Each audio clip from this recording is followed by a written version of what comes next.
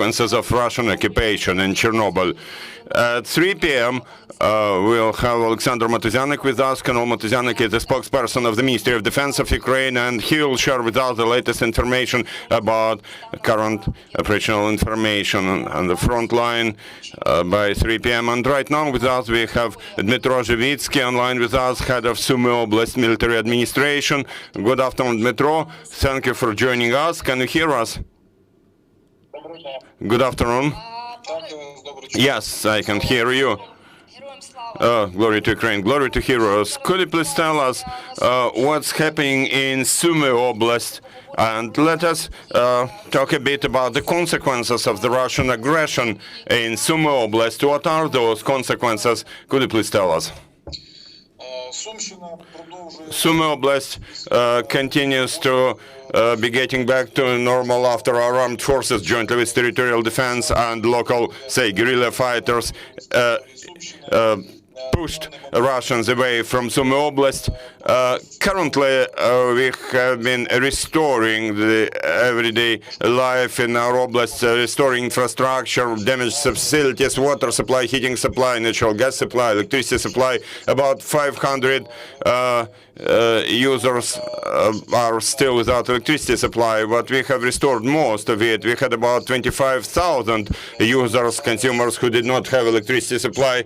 But now there is more serious work to do about restoring those substations which have been bombed, which have been damaged by bombs. We have been restoring our roads, demining our oblast. The territory of our oblast has been seriously mined with mines and sensitive ropes and wires and everything. We prohibited people from entering forests and going through field roads. They should only go through checked roads. We have started planting seeds actively. We work with farmers to plant our black soil, the most productive worldwide, to plant it as much as possible, to have harvest this year, to have profits, to have taxes. We invite people to return to the region, especially those people able to work. All those able to work should work to restore our infrastructure in the oblast, to restore our economy. Jointly with the military, we are planning all necessary steps to defend the oblast, to defend the state and protect the state border, to prevent the enemy from entering, because before that, for a month and a half, they would enter and exit whenever they want, wherever they want. Now, definitely, we will not have this situation anymore. Our joint task with the military, with territorial defense, with all law enforcement agencies is to maintain law and order and security at the state border and defense of our region. We have been creating engineering fortifications. These activities are going in a very active way. I would like to thank all those businessmen, all those companies providing materials and personnel and equipment. Now everybody has joint efforts, all as one, working on all that. And those now we have all joined our efforts to live in peaceful Sumy Oblast, in peaceful Ukraine, to protect our people against that Russian aggression, that terrorist aggression, that brutal one, and which makes no sense. Dmytro, do people already return to Sumy Oblast, to their homes? Yes, people have been actively coming back, even when moving around our towns and villages in the nighttime. I see more and more windows with lights in them, so there are more people, more cars in the streets. Our public transportation has been operating. We have been restoring the public transportation routes between towns and villages in Sumy Oblast, as well as interregional transportation, so that people would be able to return to our region and to have business trips to our oblast. We have been restoring operations of our production companies, Ukrainian Railways, Ukrzaliznytsia. By the way, I would like to use this opportunity to thank the Ministry of Infrastructure and the top management of Ukrainian Railways. We speak with them every day. We renew the operations of trains as well as suburban trains. commuter trains people used to get to their offices. Now, starting today, Slobozhansky Express will restore its operation. This is a modern train we launched with Ukrainian Railways just before the new year, but since the beginning of this aggression, the whole railway operations in the region have stopped. Now, between Vorozhba and Kharkiv, we restore the operation of that Slobozhansky Express. This is a modern Ukrainian train manufactured due to President's program, big construction launched by the President. It was made in Kyiv train factory, and we launched trains to Konotop, Shostka, Sumy, Tirka, Krykivka, Lebedin, Romny, and other villages and towns. They will all be connected via railway to Kharkiv Oblast. Unfortunately, it's still difficult to restore railway connection to the city of Kyiv via Konotop, but we have been working on that jointly with the railway people. Dmytro, have there already been any estimates of losses because of that aggression? Well, according to very rough estimates, very approximate ones, the damage in destroyed infrastructure, destroyed because of bombing, of shelling, of rocket strikes, amounts to about 10 billion Ukrainian hryvnias. 10 billion hryvnias. This is huge money. It's still impossible to count all the losses in the economy because businesses stopped operating. They haven't received profits. We haven't received taxes. Yesterday we had a big meeting with old heads of territorial communities. For the first time during all this time, we met in person, not over Skype, not over telephone. We expected it to continue for 2 weeks, but we talked for 2 hours, but we talked for 5 hours, discussing a lot of problems. There are many issues in education, and culture, and healthcare, and the whole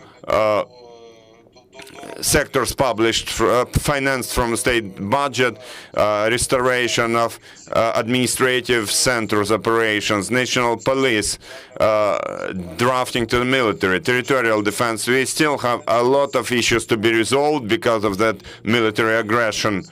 And there will be changes. There are changes to our budget legislation, which are to help businesses, but unfortunately territorial communities lose money because of that. And we understand that in several months there may be problems with paying salaries and wages to those financed from public budget. So we have to relaunch the economy, to relaunch businesses operations as soon as possible, to get as much taxes as possible to maintain those sectors financed from the public budgets. Because, you know, we have roughly estimated those losses because of areas which have not been planted with seeds along the border with the aggressor.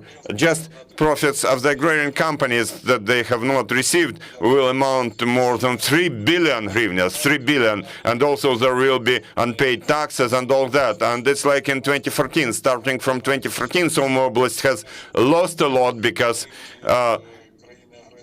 we have lost Russian markets, and now because of this military aggression, and since we are a border oblast and companies have been destroyed, we continue losing financially.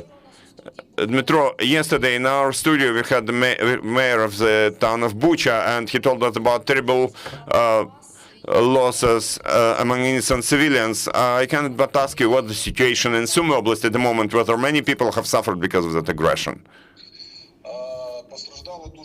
A lot of people have suffered.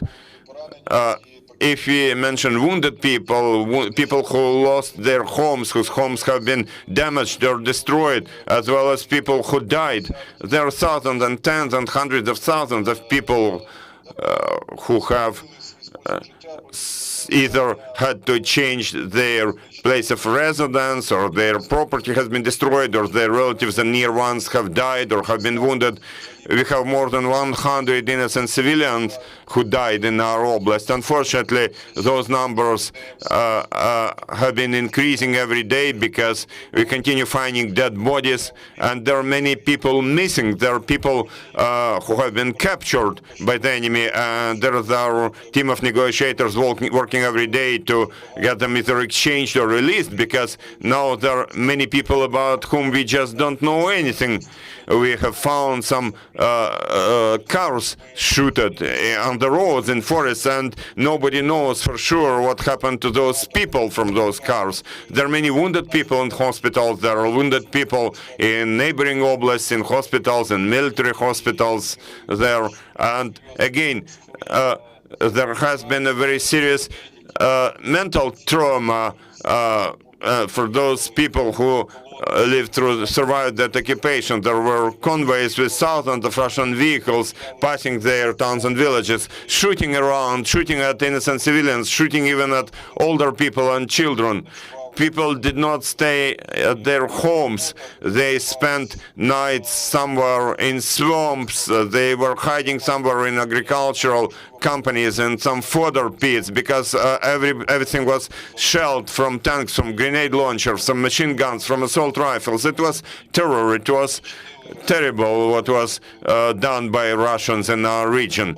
In the same way, we have found many people with their hands tied up, with some traces of torture shooted in their heads. These are terrible things, and nobody would never expect that in the 21st century here in Europe we will see such things.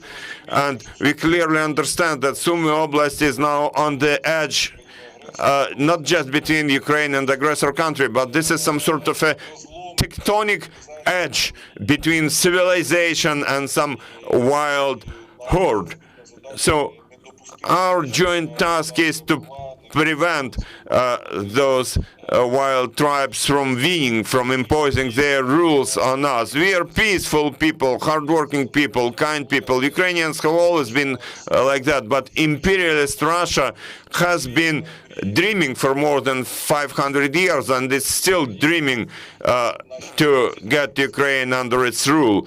And those 30 years of our independence, they could not see it quietly. They were dreaming of getting us, taking us quickly, but they have realized that our spirit, high spirit, and our desire to be independent and to live in a democratic country with rules and laws where humans are the highest value. They don't understand that this is the highest energy and strength of our people, which is much stronger than the energy of their tanks and artillery. Dmytro, we have all seen heroic resistance in Akhtirka, resistance against the aggressor. What's the situation in the city of Akhtirka now? We saw terrible destruction there about infrastructure as well as residential houses. What's the situation in Akhtirka at the moment?